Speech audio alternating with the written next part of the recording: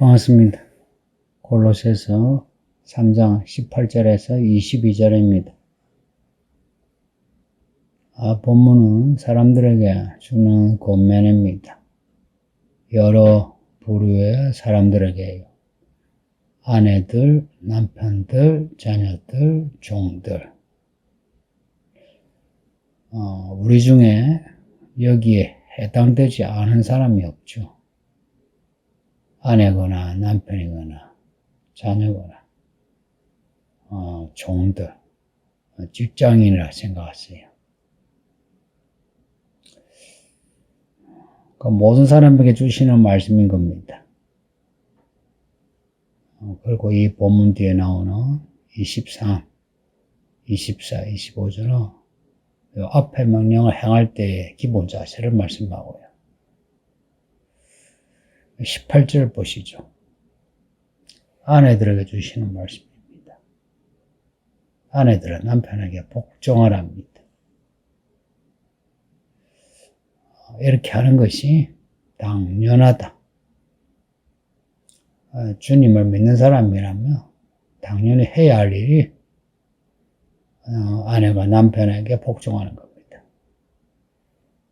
앞에 에베소서에서는 교회가 주께 순종하듯이 순종하라고 말씀했어요.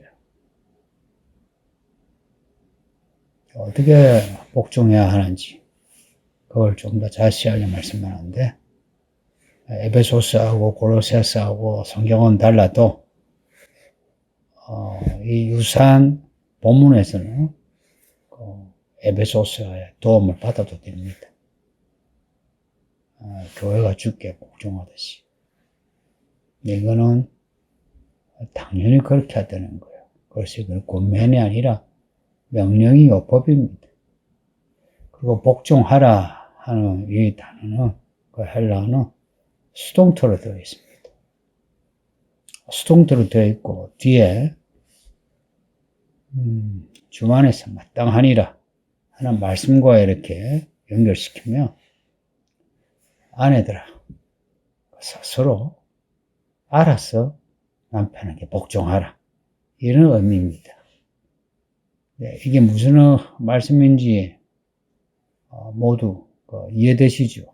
특히 아내 되는 분들, 남편에게 복종하는 거, 남편이 존경할 만한 그런 남편이라야 복종이 아니고, 좀 부족한 남편이라도 복종하는 태도가 기본이 되어야 한다는 겁니다. 그리고 남편이 원해서가 아니고 아내 스스로가 그렇게 해야 하는 겁니다. 왜냐? 믿는 사람이라면 그렇게 하는 것이 마땅하니까. 만일에 남편이 악을 행하게 하거나 하나님의 뜻에 반하는 일을 하라면 그럼 다르죠. 하지 않아도 돼요. 지혜롭게 복종하지 않아도 되는 거예요. 이제 이 원칙은 이 남편, 아내들에 대해 주시는 말씀만 아니라 뒤에도 다요. 주 안에서 라는 원칙을 붙여야 됩니다. 아내들아, 주 안에서 남편에게 복종하라. 19절에는 남편들에게 주는 말씀인데, 아내를 사랑하랍니다. 에베소서에 보면 그리스도가 교회를 사랑하시는 것처럼 아내를 사랑하라 말씀해요. 그리스도가 교회를 어떻게 사랑하셨는지 아시죠? 죽음으로 사랑을 확인했어요. 남편은 아내를 위해서 죽을 수 있어야 합니다. 그리고 최소한 아내를 괴롭히면 안 되고요.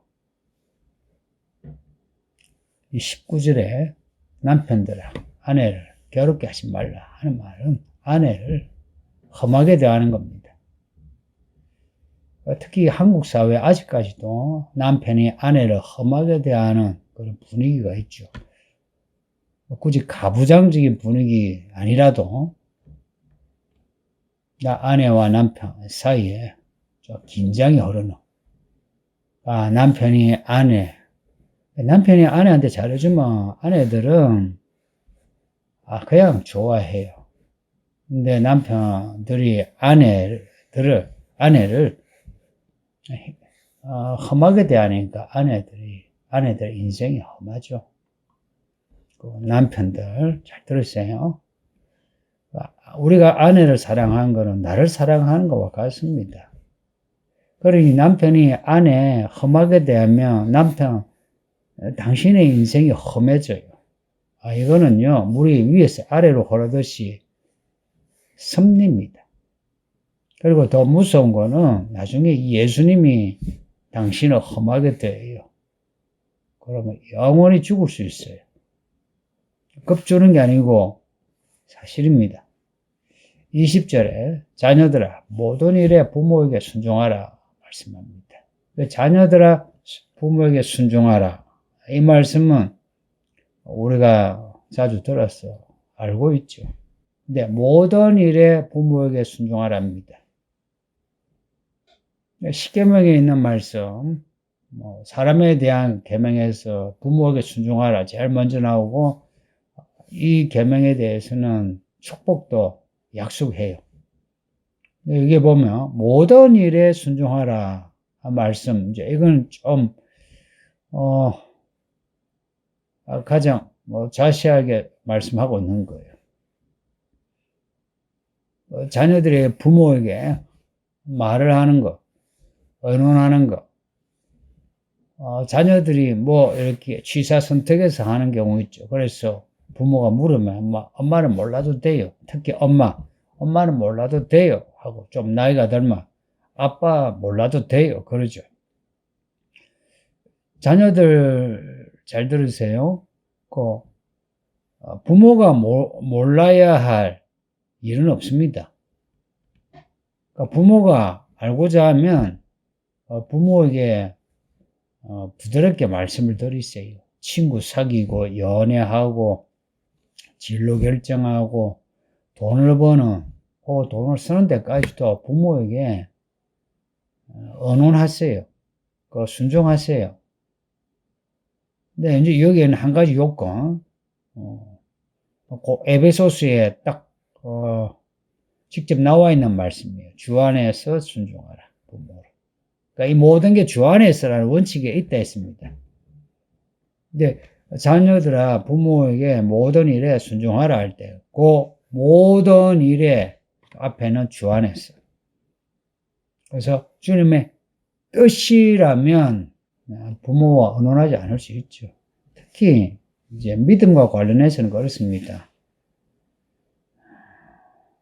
예전에 부모에게 효한다고 부모가 싫어하면 교회도 안 나오고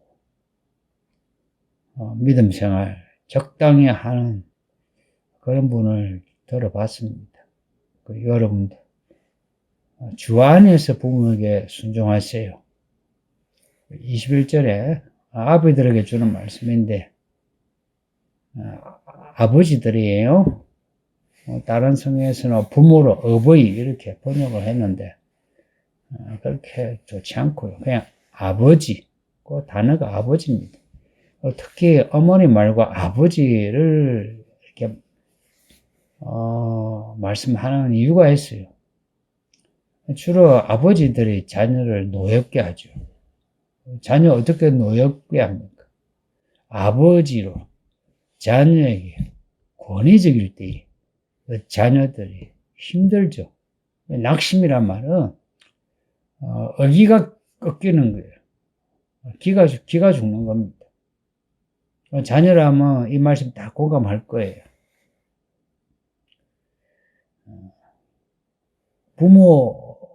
부모에게서 이렇게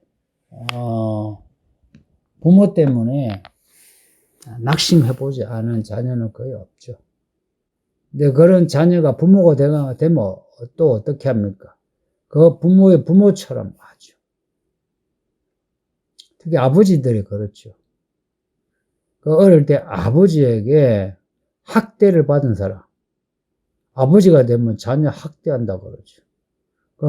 어릴 때 아버지가 알코올 중독이면 아들도 알코올 중독인 경우가 많죠. 왜 그렇습니까? 내가 자녀일 때의 그 아픔을 부모가 되면 잊어버린 거예요. 아버지, 집안에 어른 아닙니까? 근데 어떤 집은 어른만 아니라 왕이죠, 왕. 그러니까 해서 자녀를 화내게 하는 경우가 많습니다. 그러니까 성도님들, 우리가 부모일수록 더 말 조심하고 행동 거지 조심합시다. 솔직히 부모는 부모 인생 감당해야 하는 거고, 부모가 고생하는 거 큰 계급장이나 공로는 아니죠. 그 자녀들의 그 부모의 공은 알아줘야 하지만 그걸 부모가 계급장으로 여기고 공로로 여기고, 내가 너를 위해서 얼마나 내가 고생하는데 아들아 뭐 딸아 다 아빠 덕분이야. 나한테 잘해. 이러면 안 되죠. 우리가 자라면서 가졌던 마음 있죠. 아무리 부모가 나를 위해 고생을 했대 해도 자녀는 자녀 인생을 새롭게 살아야죠. 그렇게 하도록 길을 열어주는 게 부모로서의 의무 아니겠습니까? 22절 보시면 종들에게 주는, 요즘은 종은 없지만 직장인이라 생각하시면 됩니다. 직원, 내가 가진 회사가 아닌 어느 직장에, 그 회사에 가서 직장 생활하는 사람들, 상전들에게 순종하랍니다. 상전들은 사장부터 해서 위에 과장까지, 계장까지. 야간 내 위에 있는 직장 동료예요. 그 눈을 속이지 말래요. 진심으로 상전을 위해 일하라고 합니다. 사실 직장인 치고 상사의 눈을 속이지 않는 직장인 보셨습니까? 옛날 종도요, 주인의 눈을 속이지 않는 종이 없었어요. 창세기의 요셉이 그렇게 칭찬을 받은 거는 주인이 보든 안 보든 열심히 주인을 위해서 일을 했기 때문에 그렇습니다. 성도님들, 직장 생활할 때에 직장 상사를 위해서 일 열심히 하세요. 또 여러분이 아랫사람이면 공을 윗사람에게 돌리세요. 그래야 여러분이 윗사람이 될 때 아랫사람의 덕을 볼 수 있습니다. 또 나중에 아랫사람의 덕을 못 봐도 괜찮아요. 근데 우리가 해야 할 그 일을 하는 겁니다. 근데 오늘 본문에 주인에 대한, 상전에 대한 말씀이 없어요. 에베소서 말씀을 보면 있거든요. 에베소서 말씀은 5장에 주인까지도 이야기하는데, 근데 골로새서는 없는데, 없을 때에 이렇게 넣으면 됩니다.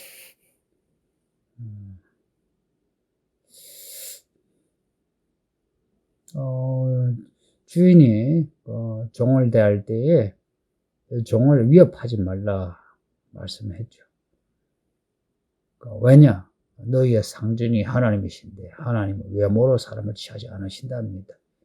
하나님이 주인의 상전이죠. 그렇게 주인도 상전을 섬기는 사람이라면 하나님이 우리를 위협하지 않으시는 것처럼 너희도 너의 종을 위협하지 말라 하는 겁니다. 근데 나중에 하나님이 이제 심판하실 때 주인이라고 후대하고 종이라고 박대하느냐 그러지 않으세요. 종이 종으로서 잘했느냐, 주인이 주인으로서 잘했느냐, 이걸 보시고 심판하시지.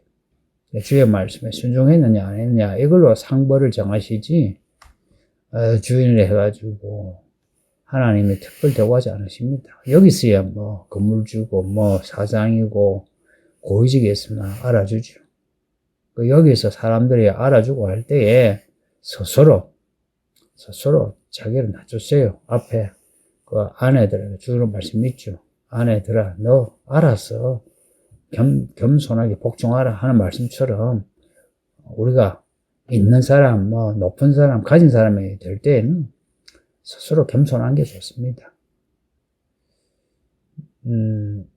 이제 이 모든 사람을 대하는 문제에 대한 건데, 여기는 원칙이 앞에 나와 있습니다. 17절에 무엇을 하든지 말이나 일이나 다 주 예수의 이름으로 하고 그를 힘입어 하나님 아버지께 감사합니다. 또 2절에서는 위의 것을 생각하고 땅의 것을 생각하지 말라. 사람을 대할 때 주 예수의 이름으로 하라는 거예요. 그러면 내 말과 내 행동이 달라지죠. 아내가 남편에게, 남편 아내에게, 부모가 자녀에게, 자녀가 부모에게, 종이 주인에게 예수 이름으로 한다. 꼭 이 말씀대로 하는 거 아닙니까? 그래서 이 모든 거 원칙을 한마디로 하면 주 안에서 사람을 대하라. 그러니까 지금 교회가 수치당하는 이유는, 욕을 먹는 이유는 그동안에 믿는 사람이 바깥 이 사회에서 사람을 함부로 대했다는 거 아닙니까? 직장에서, 가게에서, 학교에서, 때로는 가정에서조차 사람을 함부로 대하니까 이제 이런 일이 생기니 사람들이 교회에 삿대질하는 거예요. 왜 삿대질 하겠습니까? 예전에 자기가 당한 거 그거 생각해서 교회를 비난하고 믿는 사람 비난하고 그런 거 아닙니까? 알고 보면은 이제 이런 그 상황은 우리가 자초하면이 크죠. 이럴 때 그동안 우리가 잘못했던 거 반성하고 회개하면서 오늘 이 말씀처럼 우리가 뭐 남편이든 아내든 종이든 주인이든 주의 말씀에 순종해서 사람을 대하는 거죠. 그렇게 해서 최소한 예수 이름 먹칠하지 맙시다. 기도하겠습니다. 아버지 하나님 감사합니다. 말씀에 순종하여 우리의 삶이, 우리의 가정, 직장, 우리의 모든 것이 하나님의 나라가 되게 해 주소서. 이렇게 사람을 대하는 문제 이렇게 세밀하게 말씀하시니 이 말씀 잘 순종하여 끝까지 순종하여 사람 없는 사람이 되게 해 주소서. 예수님 이름으로 기도합니다. 아멘.